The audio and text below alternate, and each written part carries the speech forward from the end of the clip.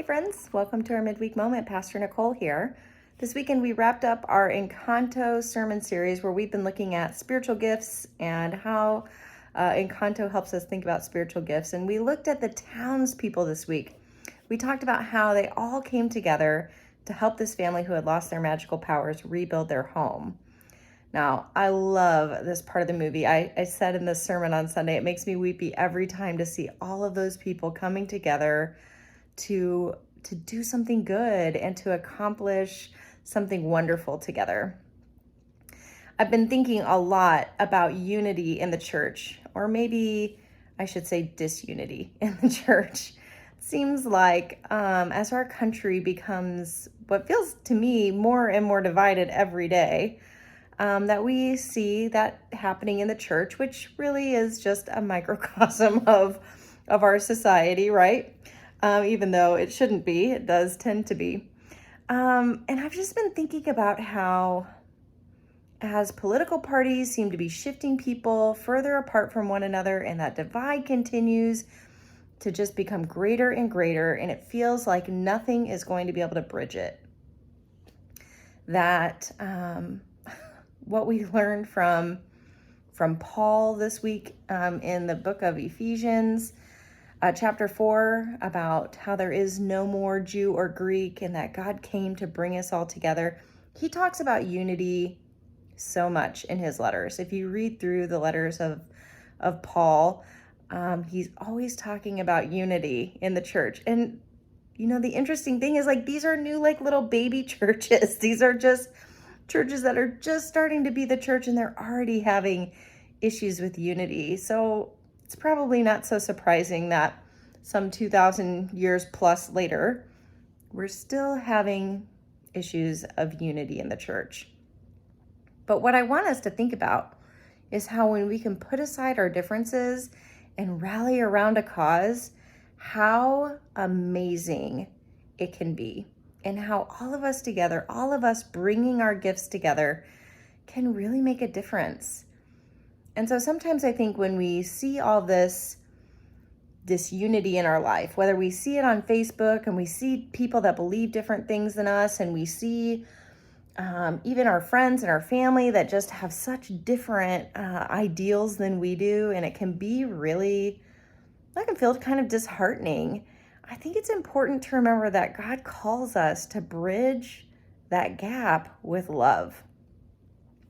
I saw a post from Adam Grant, who is a Harvard Business School professor, and he's written lots of interesting books. And I heard him speak one time at a conference.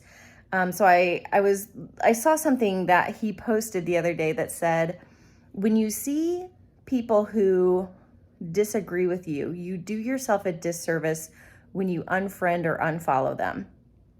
And I thought, wow, that's an interesting thought. He went on to explain that the reason why you do yourself a disservice is because you then create a bubble where you're only interacting with people who think like you think and who believe like you believe, and that can be really dangerous.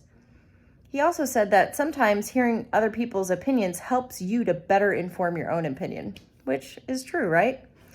And I thought about that in the church, that what happens if we only want to be in church with people who believe like us, who act like us, who talk like us, who look like us? We're creating a bubble, and that's not what Christ wants us to do. So I've been thinking about how we might learn from those townspeople in Encanto to all come together, that we might all do some good work if we did it together. Sorry, my hand is shaking.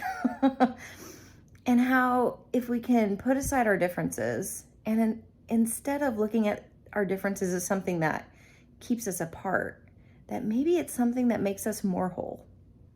That sometimes our differences can make us more well-rounded, better able to reach people, more people in the name of Christ, because we're not just looking for people to fill in our bubble.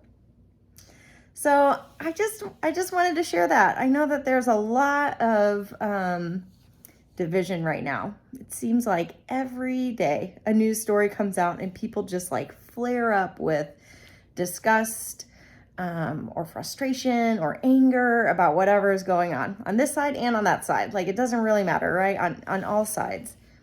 And what might happen if instead of finding ourselves so divided, we put that aside and instead really united and said, you know what, we are different, but our differences is what's going to help us to build the kingdom of God in a better way.